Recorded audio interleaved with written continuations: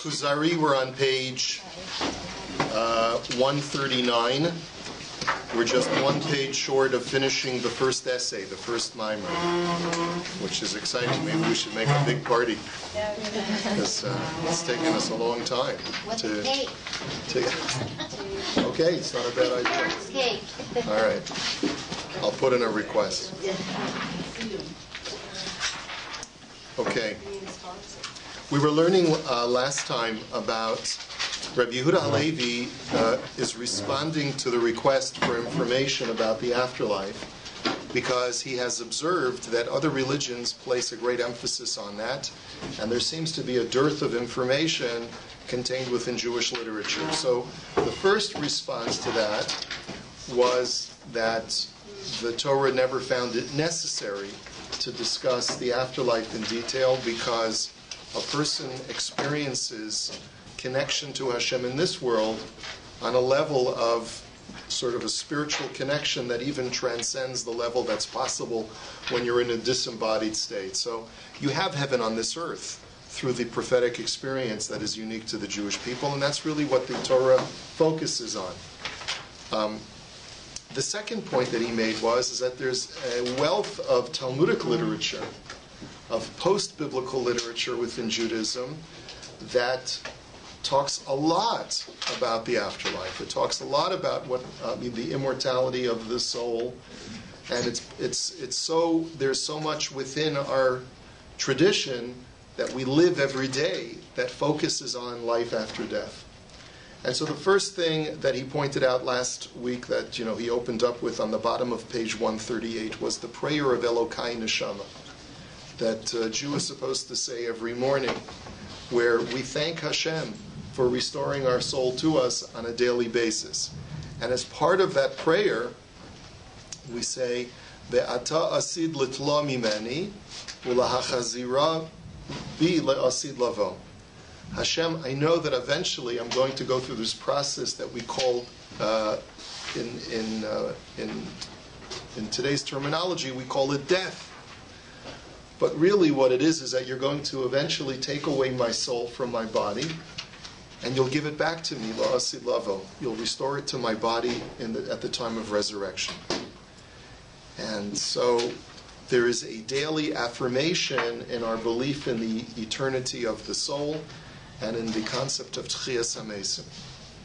So that's the purpose, of course, as we understand, is that Rabbi Yehuda Halevi wants to highlight the fact that this is very much in the forefront of the consciousness of every Jew, and it's very much a part of Jewish literacy that a Jew knows about the idea of the eternity of the soul. Now, of course, the appropriate time to make mention of the eternity of the soul and the migration of the soul in and out of the body is when we wake up every morning, because every morning is a mini tchiyas hamesim. Every morning, because a portion of our soul leaves us at night. As we know, that's what sleep is described by Chazal. And every morning when we wake up, we thank you, Hashem, for restoring our soul to us, our full, vibrant soul that allows us to be animated and to be able to think and move around and to be conscious. But that only helps to bolster our faith in the ability for the soul to move in and out of our bodies as Hashem chooses. Just like my soul departed when I slept and it's now restored back to me, so too will there be the ultimate restoration of my soul at the time of Tchiyas HaMesim. Okay, so that's really what a person is supposed to be thinking about when they say the bracha of Elokai Neshama. And it's also a very consoling idea as well, because it really speaks to the temporary status of death. Death is a long sleep, is really what death is, and eventually the person will wake up at the time of Tchiyat HaMeitim, at the time of resurrection. And then he goes into some of the details, and this is where we're up to on page 139, paragraph number 7. And he talks about Gan Eden and Gehinnom. The Garden of Eden, which is cited often by other religions, was taken from our Torah. They got it from us. And they talk about paradise in other religions. The Christians have one conception of paradise, kingdom come, and Muslims have another conception of paradise, which is, the 72 virgins and all of that other very, very objectified kind of physical description of a heaven, of a paradise. But it refers to a certain spiritual plane that was prepared for man. Had man not sinned, meaning had Adam and Chava not eaten from the tree of knowledge of good and evil, he would still be there today. It's very difficult for us to know exactly what this Gan, what this garden was, what it was like, but clearly, the Ramchal and many others describe it as a very spiritual place. As a matter of fact, the Ramchal in Das Tevunos says that our spiritual nature today is more like what Adam's physical nature was in the Garden of Eden, and Adam's neshama was far more ethereal and transcendent than the neshama that we have today. So it was a completely different plane of existence, and through Adam ingesting the fruit of the tree of whatever that kind of tree was in that very ethereal plane, mankind and everything around him became much more solidified and physicalized, if that's even a word. And if we hadn't sinned, we would still be there today. That's a discussion that is really just incidental to this, and perhaps it's related to the whole idea of Tchias HaMesim, because if Adam and Chava had not eaten from the tree, there would have been no necessity for a Tchias HaMesim, for man to leave this world and then come back in his reconstructed state. Similarly, Gehinnom is a known place outside of Jerusalem, which is a valley where fire is always burning. Now, this speaks to a very specific kind of portal of Gehinnom, which we'll see is discussed in the Gemara. The belief was that there are 3 portals to Gehinnom, to this place of purgatory, that exist on this world. And it is described as a place of constant burning. One of them is outside of Jerusalem. Many historians tell us that this was a place that when the Jewish people came into Eretz Yisrael for the first time, and it was occupied by idolatrous nations, this is where the Molech ceremony would take place. It was a place where they would burn fires for idolatry, and it was a pretty nasty place. Like the Aztecs had this place where they would, ceremonially just slaughter people and their heads would roll down the mountain, that big building. So this place of Gehinnom was like the Aztec center for Canaanite idolatry right outside of Jerusalem. And that's why it was always called a place of constant burning of sacrifices to the gods, and it's also considered to be a place of evil in that sense. That's the history behind this place of this. It's not Gay Ben Hinnom. It's not the place that's called Gay Ben Hinnom. Gay Ben Hinnom, or Gehinnom. Yes, it's described in the Navi, and you say for Yirmiyah as well. Yes. I realize we're not talking about Tchias HaMesim now, but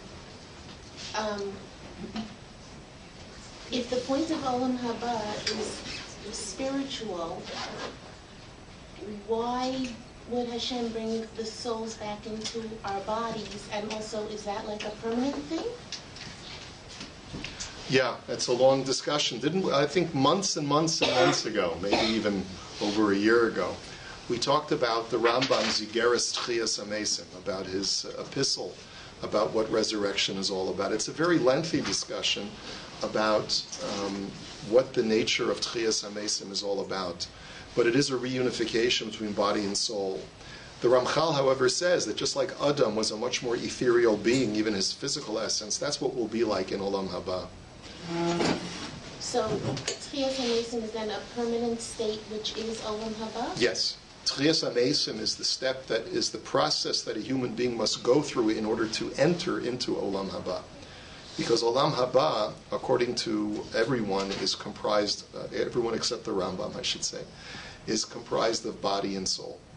Oh, I didn't know that. I thought it was just the soul. Yeah, well, you're a Maimonidean, that's why. No, I was just ignorant of that. No. So, yes, it's comprised of body and soul. That's according to the Gemara. It's quite explicit in the Gemara. That's the purpose of Tchias HaMesim. Tchias HaMesim is the process whereby body and soul are reunited so that we can all go to Olam Haba as both body and soul. But I know you don't want to talk about this now because you talked about it before I came to the class, but I thought the whole purpose of Olam Haba is for spiritual pleasure. What do you need the body for? So it's a very good question. The attitude of Chazal is that the body was very much a part of everything that you were to get you into Olam Haba. So it is only just and proper for the body to enjoy the fruits of its labor. You see, the person that you are when you look in the mirror is a combination of soul and body. That synthesis between your physical and spiritual side is what comprises your thinking consciousness, your personality. So when you leave this world, meaning that your soul and body divide, it's not fair that only your soul should enjoy the fruit of all of your efforts. It's true that your physical side was sometimes at odds with your spiritual side, but they worked in tandem to be able to get to your spiritual level, your righteousness that you have today. So therefore, the body should enjoy the reward as well for all of that effort. And the body will be elevated. Of course, it'll be in its perfected state. When you're 20, not 80, right? Yeah, that's what we hope for, but even better than 20. There's 20 plus, which means all blemishes and defects will be completely rectified, right? And the body will be elevated. And so that's what Tchias HaMesim is about. Yes. Does this apply to Jews that are secular as well, or? It applies to everybody. Everybody can potentially have a portion. The Mishnah says, Kol Yisrael yesh lahem chelek lo'olam haba. All of Israel have a portion in the world to come. That's the very famous Mishnah. And the Gemara also acknowledges that non-Jews have a portion in the world to come as well, assuming that they fulfilled their commandments. But even Jews who were not particularly religious have a portion in the world to come, unless they've done something that is so dastardly that they have corrupted their Jewishness. And you don't just corrupt your Jewishness by, let's say, not being Shabbos observant. No, that not being Shabbos observant does not deny you entry into the world to come. You still have a portion. It may be, in not as good of a seat. The person who was from all his life and was righteous and good has, an orchestra seat, and the person maybe who was perhaps not as religious and observant and kind and good and things like that still has a portion, but maybe a little bit further back. So what is the criteria for not getting in at all? There are a number of criteria. Yeah, there are a number of criteria. The Gemara talks about different kinds of things. Number one is if you deny a belief in the world to come. If you refuse to acknowledge its existence, if you refuse to acknowledge the immortality of the soul, that's in itself a reason to deny you entry. Another way that you lose it is if a person ridicules the words of the rabbis, right?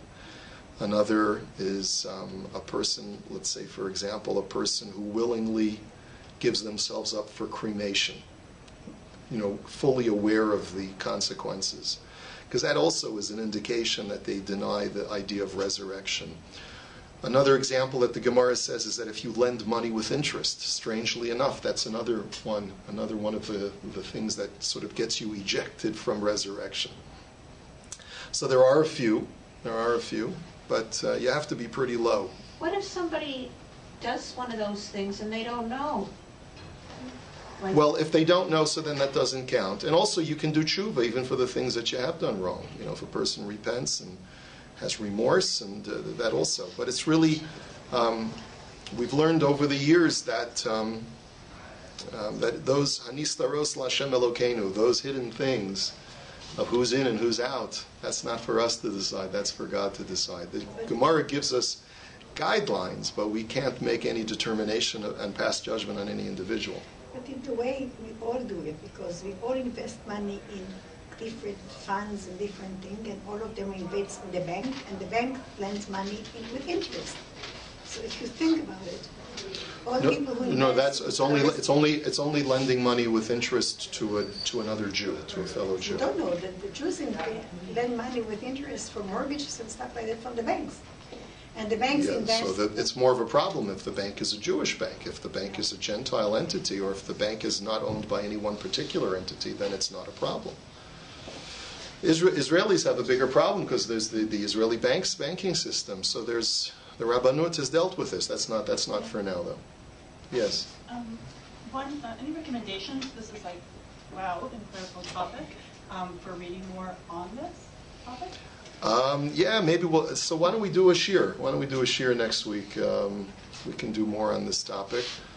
For further reading, Derech Hashem, The Way of God by Luzzatto is a very good work. There's also in the back of many of the editions of that work, Derech Hashem, there is a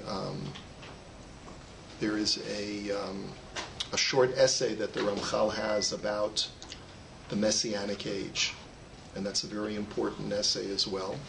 I believe Feldheim has that published in the back of their Derech Hashem, but I don't know if it's in all of their editions.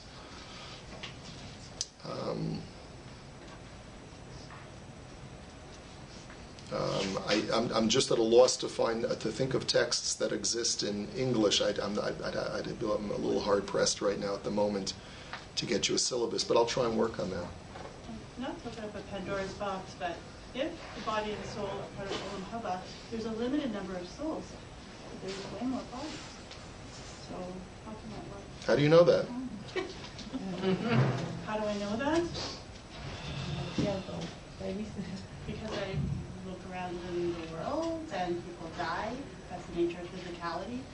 And how do you know how many souls there are? I thought that there was that number at Har Sinai and that we were all there. Well, at the time of creation, there was a set number of souls that God created, but maybe God foresaw exactly how many bodies would come into the world. So that's the conventional explanation, but post-Talmudic commentaries believe in the concept of Gilgul HaNefesh, which is the reincarnation of the soul. And so the question is, which body comes back? Not for now. It's an interesting question. Okay, so but those are all good questions, all excellent, and maybe we'll just do a shir maybe next time about all of these topics.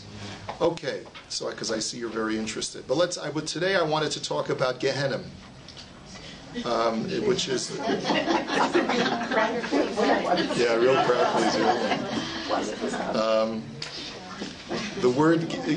The word gay means valley. And Hinnom is the name of the valley. My son came back from yeshiva, told me a joke. He says, a boy comes to his father, he says, Dad, what does gay mean? So his dad is like, blushes a little bit. Well, gay, it's a person who is not attracted to the opposite gender. He's attracted, it's a little bit difficult for me to describe. Oh, thanks, Dad. What does tsalmavis mean? Anyway, so that's the joke. If you got it, fine. If you didn't get it. Because gam ki elech begay tsalmavis. Okay. Anyway. All right, so anyway. The kid has the simple question. We thought it was a complex question. Okay. Anyway, so let's learn a little bit about Gehinnom. Gay is a valley. Hinnom is the name of the valley. This is a place outside of Yerushalayim. People used to burn impure bones and carcasses there, along with other things affected by spiritual impurity. And the word Gehinnom, therefore, from the Hebrew, is the valley of Hinnom, and it is a place of burning. And that's why this place of burning is associated with a place of suffering for the souls after they leave this world. It is because it is readily associated with a place of burning that we can see in our lives. And therefore, when our sages wanted to talk about the ultimate purgatory area, they pointed to a place called Gehinnom on this world in order to illustrate for us what the experience for the soul is in the next stage of experience, in the next place, and in the afterlife. There are a number of things that our sages tell us about Gehinnom. I have just 3 quotes from the Talmud, and then I have an essay from Rabbi Dessler, which I think is actually fascinating. Let's take a look, and we'll see how far we can get. The first one is from the Gemara in Eruvin on Daf Yud Tes, which says, "Va'amar Rabbi Yirmiyah, Shlosha Petachim yesh leGehinnom." There are 3 portals to Gehinnom in this world. Echad b'midbar, ve'echad b'yam, ve'echad b'Yerushalayim. One in the desert, one in the sea, and one in Jerusalem. Now, many times our sages speak in metaphor, they speak in riddle, they speak on multiple levels of understanding. I believe that this can be understood on its quite literal level, that there are many points of connection between the spiritual realm and our physical realm. And that's what our rabbis are pointing to when they talk about these 3 portals. Some have even suggested that the Bermuda Triangle is the portal to Gehinnom in this world. And that's why crazy things happen there. Who knows? But I think that perhaps, taken on its metaphorical level, the idea of there being 3 portals to Gehinnom is a lesson for mankind to know that there's nowhere that you can go in the world to escape the Yetzer Hara. There are doorways to Gehinnom. There are doorways to hell, literally, in every juncture that a person travels in life. There's no such thing as taking the safe route. You can find Gehinnom whether you're in the sea or in the desert or in the big metropolitan areas. Sometimes people feel, it's terrible here, I'll escape and go live on a farm outside the big city. You'll find Gehinnom there too.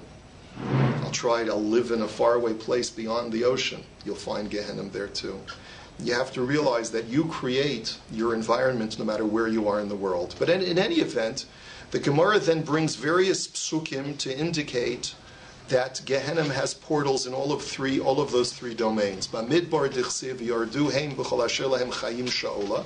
We know that there's a portal of Gehinnom in the desert because when Korach and his men were swallowed up by the earth, where did they go? They were swallowed up and entered through a portal to Gehinnom, and that's where they went. And they were in the desert at that time. Bayam dichsiv mi beten sha'ol shivati shamata koli.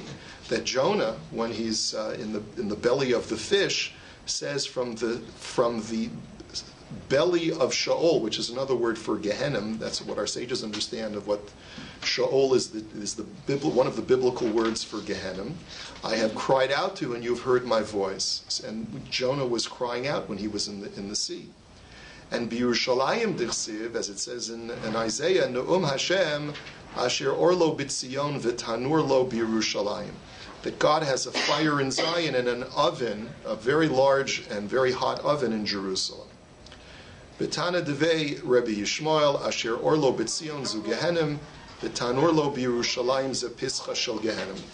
That there is a light in Zion refers to the entire realm of Gehinnom, and an oven in Jerusalem refers to the portal of Gehinnom. So even in the holiest of cities, right? Don't think that I'll go to escape to Jerusalem because here it's all schmutz, it's all tumah. So I'm going to go to Yerushalayim and I'll lock myself up in a yeshiva or a seminary or a monastery or wherever it is. You'll find Gehinnom there too. Gehinnom travels with you. It's not something that you can escape from. So now the Gemara asks the question, V'suleka, you mean that that's all there is? There's only 3 portals? V'ha'amar Rabbi Miriam, Amar Rabbi Yoshua ben Levi, V'amar lo Tana Rabba bar Miriam, B'devei Rabbi Yochanan ben Zakkai. But what about what these rabbis say? They say that Shtei Timrot yesh begei ben Hinnom v'oleh ashan mi beinehem, that there are 2 pillars of smoke in the valley of Hinnom, and smoke comes out of them, and that's the portal to Gehinnom. So v'zuhi sheshaninu tzini har bazel kesheros v'zuhi pischa shel Gehinnom, and that's actually a statement by the sages that they talk about the portal of Gehinnom in this very cragged mountainous area. So the Gemara says Dilma Haino di Yerushalayim. That's actually the same portal of Jerusalem. It's not in the center of Jerusalem. It's not on Rehov ben Yehuda, but rather it's outside on the outskirts of the city, in this cragged, rocky area right outside of Jerusalem, and that's where the portal is. Another Gemara from Sanhedrin Daf Kuf Yud Amud Aleph, source number 2. Darash Rava Mai Dichsiv V'im B'Riyah Yivra Hashem Ufatzisaha Adama Espiha. Rava expounded, What does the Torah mean what did Moshe mean when he said to God and to the Jewish people that God will create a new creation and the earth will open up its mouth and swallow you?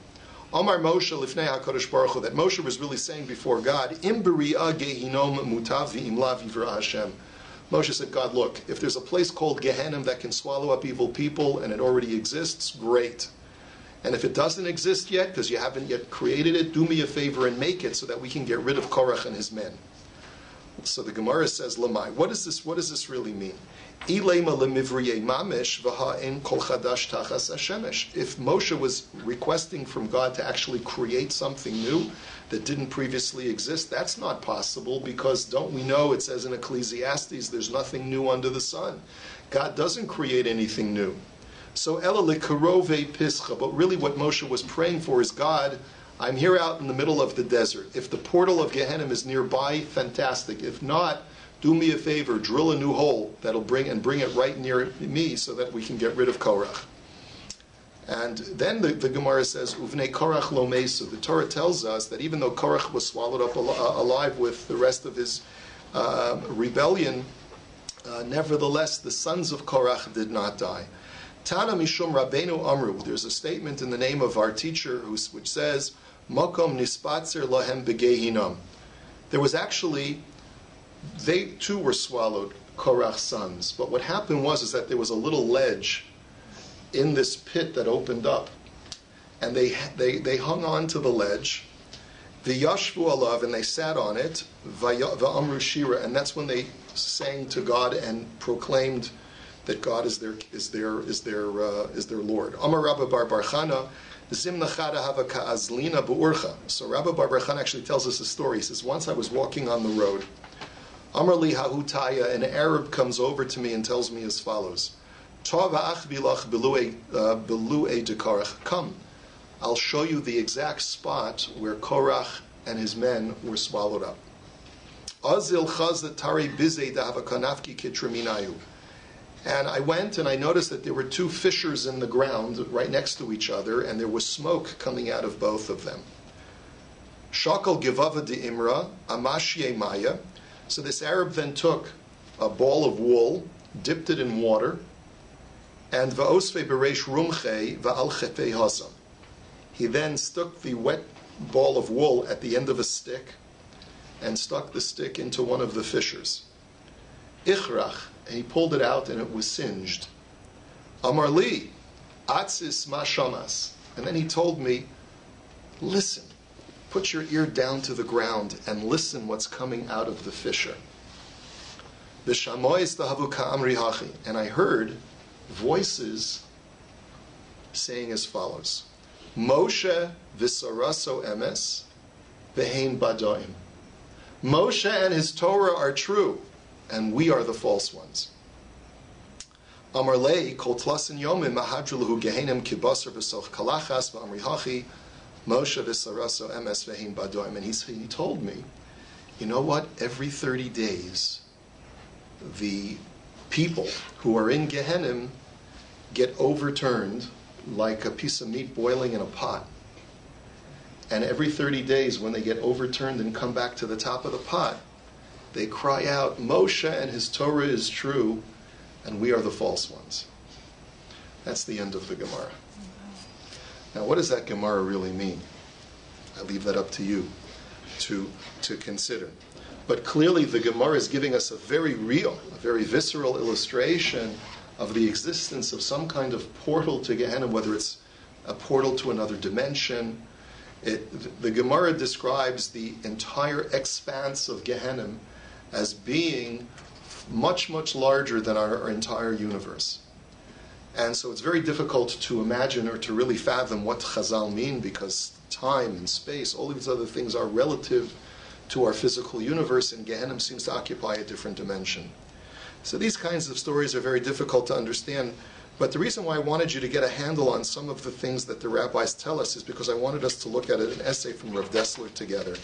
Let's take a look very quickly. It's on the other side of the page.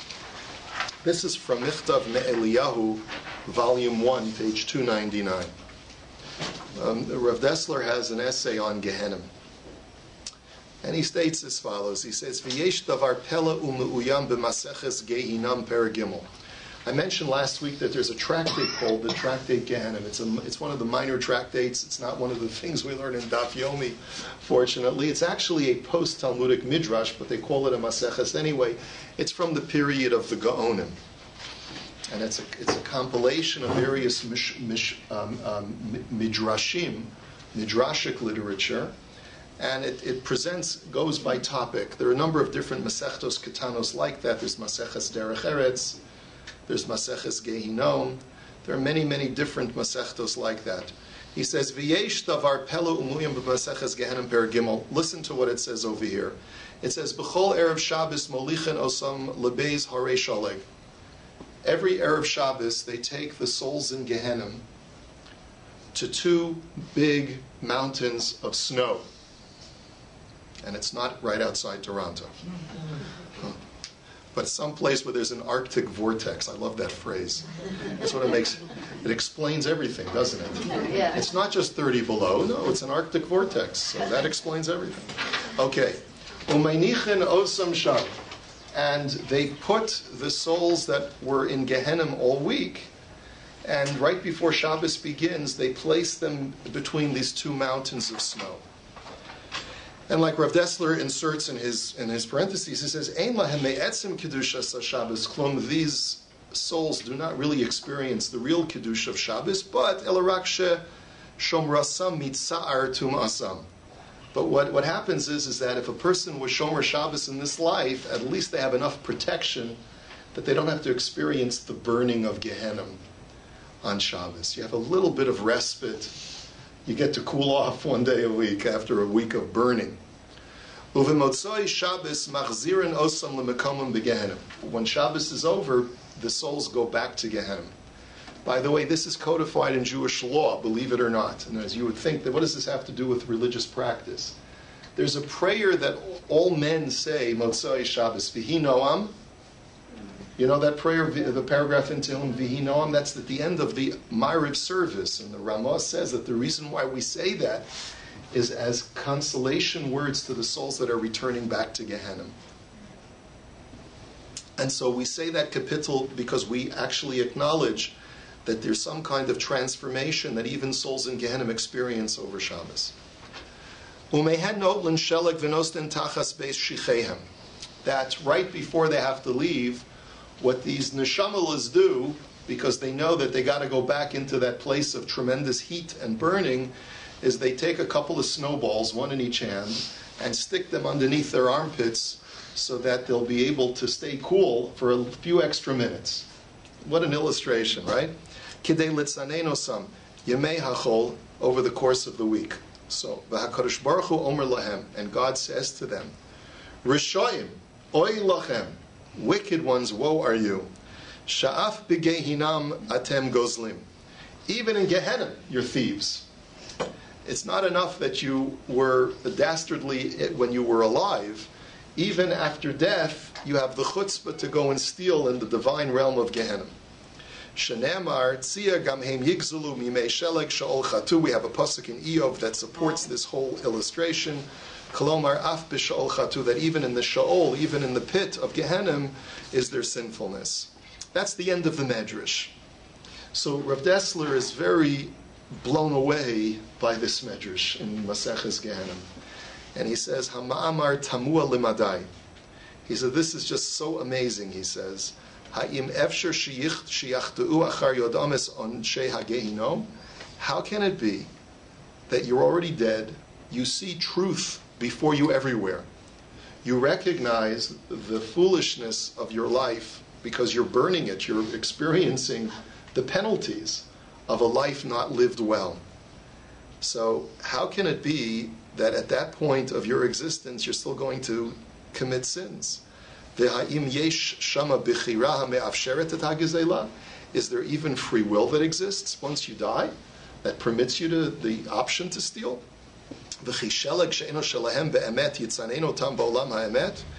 And furthermore, can snow that doesn't even belong to the person actually cool them off in the world of absolute truth?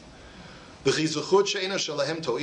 kind of merit that is not theirs, meaning that's not rightfully theirs, how can it help them in the place of ultimate truth and ultimate reality? How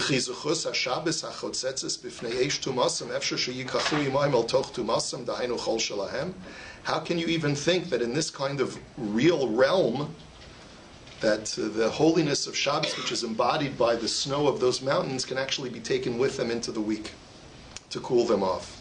And they're going to steal it, and they have no connection to it intrinsically. How can they take something that is not connected to them, that they don't have permission to take? How can it even help? So you see, he's asking all of these questions. He says, I just don't get it. What is this saying? This whole medrash makes absolutely no sense. Aval. So this is part of a much longer essay, but I just wanted to read a few lines of his answer. He says, Perish inyan zehu mavil. He says, this is truly frightening, this whole idea. V'yeshbo musar nora. And there's truly a very, very powerful musar that we can take from it. Tzarech lada'ah she'hagehinnom einenu mitakein, einenu melamed et hatov klal. Being in Gehinnom does not rectify your personality. It doesn't automatically turn you into a good person. I'm in Gehinnom now I see the truth, and I'm automatically good. All of my personality and character flaws, right, have now been completely remedied. I see the light. That's not how it works. That's not what Gehinnom does. Ha-Gehinnom mechale es hara. What Gehinnom does is that it slowly burns away, and that's really why it's described as burning, because really what is fire in a non-physical realm? What it is a process of removing, exfoliating, I guess you could say, all of the bad that I've accumulated in my personality, in my essence of my being throughout my life. But it's a slow process, and certainly it doesn't happen overnight. So over the course of time, there's still going to be, and certainly in the earlier stages of Gehinnom, there's still bad that still exists within the individual. Maybe it's not as intense and complete as it was when we were alive, but it's still there. And of course we know that there's a world of truth and there's a world of falsehood. People mistakenly think that as soon as you die, you're immediately in the olam ha'emes. You're in the world of truth. But it doesn't work that way. Aval hashkafa mute'ati. That's a false hashkafa. That's a false view. Ela heyot ha'adam ba'alma deshikra pirusho sha'asheker hubo. He says, when we say that a person is in a world of falsehood, it means that the falsehood is contained within the person. Just because you die doesn't mean that automatically you're completely transformed. Your personality remains with you even after death. You have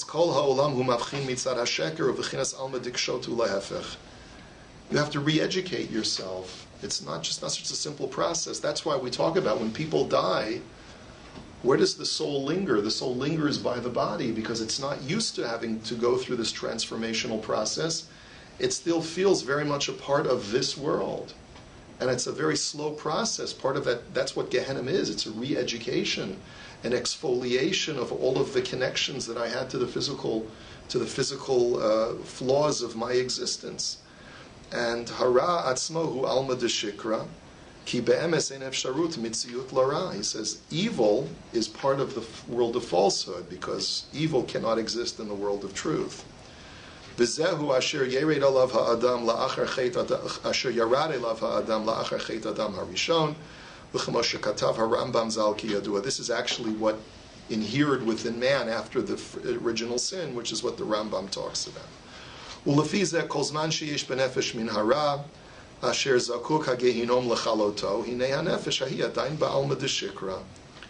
He says as long as a person is still going through that exfoliation, that cleansing process of Gehinnom, he still has adhering to him this evil that takes a while to remove. So therefore, even after death, a person has to go through that process of expiation, of expunging, the evil. So during that process, you're going to go over to the mountain and try to chaperine as much as you can, because you still feel very much a part of what you were. Your personality doesn't change overnight. You really are the same person that you were 5 minutes ago when your body and soul were connected, and it's a slow educational process. It can take up to 12 months, as we know. Right? And the more saintly and righteous a person was in this world, the shorter the educational period is. Sometimes you need a full 12 months. Sometimes you need a little bit less. That's why we say Kaddish only 11 months, right? We say Kaddish only 11 months for a parent who is deceased, because we believe that the Kaddish helps in the educational process, because when Kaddish is recited, the decedent hears the Kaddish. The decedent in some way is connected to that Kaddish of that sanctification of God, and it helps the decedent actually find that education in an easier fashion. We don't say it a full 12 months because that would be disrespectful to my parent, because that would suggest that perhaps my parent needed the full 12 months of education. So that's disrespectful. So we don't say it for a full 12 months. We don't say it for less than 11 months, because what if they did need it? So you have to create some kind of balance, and that's the rabbis came up with the balance of 11 months. Okay? That's what I wanted you to see about the idea of Gehinnom. There is a lot more in Masechet Gehinnom of these kinds of ideas. Yes? So is Gehinnom a place that, as you said, with the Kaddish for 11 months, that's where people's souls go for 12 months, up to 12 months, or is it somewhere permanent? And that would then explain why we still have evil in the world and within us all, like we all have this temptation for various things, perhaps, or... Right, no. Otherwise, we'd imagine by now that there wouldn't be any more souls if they were also contained in this jail of Gehinnom. So there are multiple ways for a person's soul to travel after death. A person is considered fortunate if after they die, their soul goes straight to Gehinnom, lingers there, finds expiation and cleansing, and then is immediately transferred to the Garden of Eden. But that doesn't always happen. As a matter of fact, according to the Arizal, in most cases today it doesn't happen anymore. What happens according to the Arizal is that you don't make it into Gehinnom. God says Gehinnom is for a person who's ready for the final exfoliation process and the final rectification. But you're not ready yet for that. You need to come back and live again and try to get it try to get it right. So not all souls get to go to Gehinnom. We go through a process of reincarnation according to the Arizal. Not everyone subscribes to that opinion. Not everyone subscribes to a belief in reincarnation in Judaism, but that seems to be the consensus opinion.